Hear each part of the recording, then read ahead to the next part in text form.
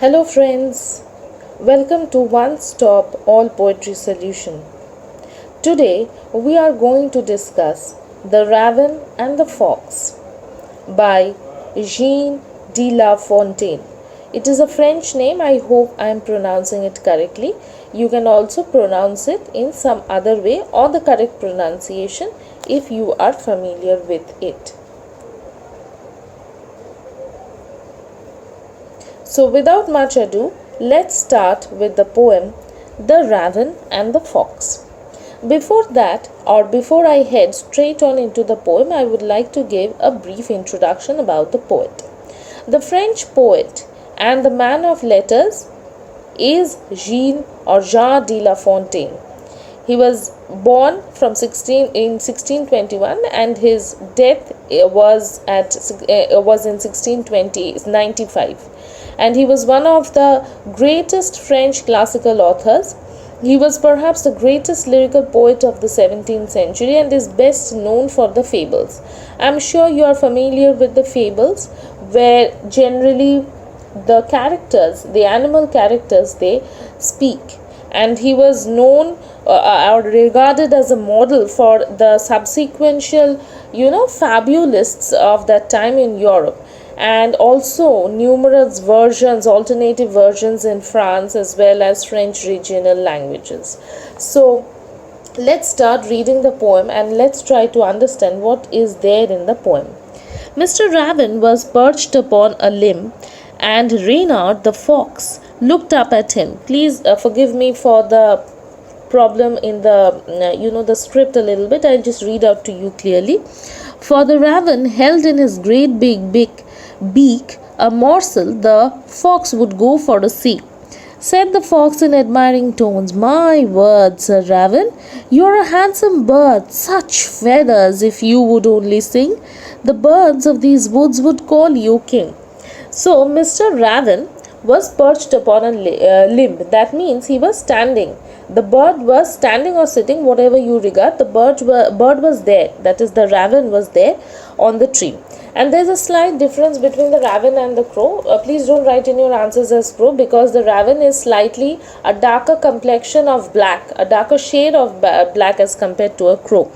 And as he was there on the tree, on the branch of the tree, there came the fox, who looked up at him, and his eyes were fixed on that morsel, that is a tiny piece of food that he held in his mouth, that is in the raven's mouth. And what happened, the way he will approach, that is something we see in the next few lines also. The way he is approaching, or way he is going to approach, the poet tells that he can go to any extent for that, or he can take any steps in order to get that. So he was basically full of admiration for the poet, and he kept on he started praising the bird, Mr. Raven. And we know that something that is dark, something that is not very pleasant or beautiful to look at, especially obviously means if you compare a crow or a raven with a peacock, obviously you would turn to a peacock as compared to a raven.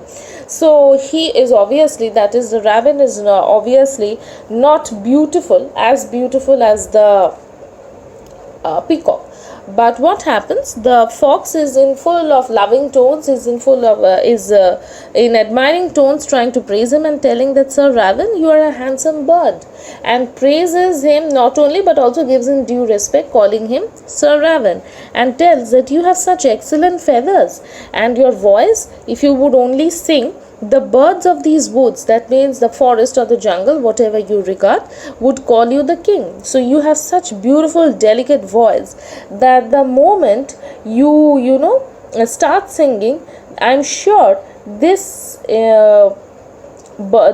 birds of these woods are going to surely regard you as the king, surely are going to regard you the ruler. And this fox, you will see that later it preaches the moral principle to the raven. Instead of just running away, what he does is first tells that he gives the lesson, and that is a lesson for us, the readers also, that it is very easy to fool people, especially if they are quite gullible, if they feel quite vulnerable about their beauty and their looks. And so was the raven. He was not so appealing in the beauty, and the moment he started praising him and all, the fox started asked him to sing a song. He was, he was just overtaken, or he just got carried away. Overtaken would be a wrong word. He got just carried away by the fox's words. And on these similar lines, you can refer. It's an easy poem, though it is slightly big. It is The Spider and the Fly by Mary Howitt, if I'm not very wrong. You can search for it and read it. It is on the similar lines, and it's an excellent poem. How the flattery ends in trouble in case of the fly. For a long time, the fly tries to keep the danger at bay, but ultimately nothing happens, and finally the spider is successful in killing the fly. And here also the same thing happens. The morsel of food is taken away by the fox finally, and the crow was flattered because practically no one calls it beautiful. This poem, you should not take it to be on any lines as racist, or considering dark and fair. That is secondary. It is not a primary here. Here the main or the moral of this poem is that you should not be overcome by flattery randomly. Had the crow been smart enough, he would have swallowed the food, and then he could have gone for singing. I mean, it would have been balancing both the ways. But what did he do? He simply carried away.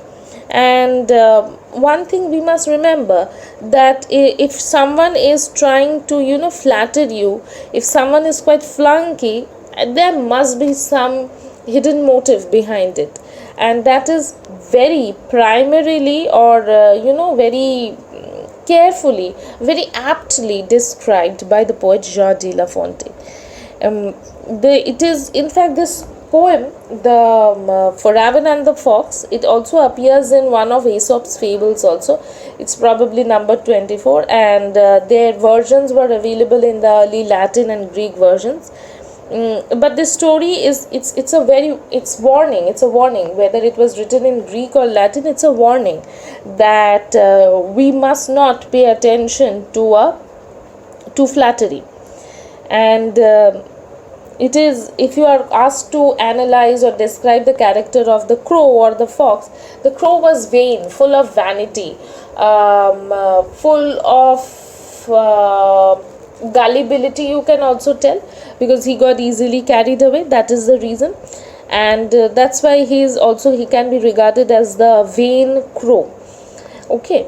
And if you are asked in the question that whether you would like to interchange, because this kind of questions generally do appear, or you may be asked that what would you like to be if you are asked to interchange your positions of the fox? Would you like to be the fox, or would you like to be the rabbit?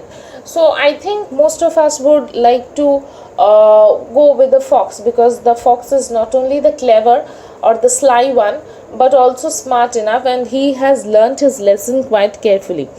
So without wasting much time, he knows, he hits the soft or the weak point of the crow, and desiring that piece of food, his only motive was that food. He starts to compliment the fox, because this seemingly harmless process, seemingly harmless, I'm telling, because there is no physical harm or injury that's being meted out to him, but at the same time, the compliments turn from her appearance to her voice, and finally the morsel of food ends up in his mouth. And we practically know that in this fox and the crow, if you read these stories or if you read these fables, in fact on the similar lines you can also read the Panchatantra tales. If you read, you will understand that how each and every story or each and every poem, especially fables, have some or the other moral lesson to convey. In fact, though it is different, But you can also go through the poem if you are interested in knowing about the raven and how there are different connotations of raven, though I'm not going into much detail about it. You will see that the Edgar Allan Poe's The Raven is also quite popular. And if you talk about the physical description of the raven, unlike a crow, it is very shiny. The complexion, the black complexion is shiny and black, and it is a large bird, larger than crows. Okay, so let's move on to the next few lines, what the poet has to tell. The raven, who did not see the joke, forgot that his voice was just a croak. He opened his beak in his foolish pride, and down fell the morsel the fox had spied. Ha ha, said the fox, and now you see you should not listen to flattery. Vanity, sir, is a horrid vice. I am sure the lesson is worth the price. And that is where, in fact, the poem ends. So, the raven did not realize that he was being made fun of. He was practically being flattered. The raven failed to realize. So, it is, just like that kind of the story where the man, I guess he was a Brahmin or probably from the upper caste, carrying a goat on his back, and then there were three thieves, if I'm not wrong, three thieves who kept on calling the goat a dog and some other animals, and finally the man was bound to regard it as a dog and leave it aside. So that kind of a thing, he was easily carried away. In fact, the thing that I was telling about the fly, the story about the fly, the same thing happens with the fly also. The moment beauty, physical appearance is spoken about, people tend to melt. We tend to melt. Not people. We are also there among the people. So, yes, we are also responsible for our gullibility, for our vulnerability. And he just forgot that his voice was just a croak. It was not as sweet as that of a myna or for that of any cuckoo. It is not as sweet as that. It's very unpleasant. And the moment, it is a foolish pride, very rightly described by the poet as the foolish pride, because what was he proud of? Of his croak.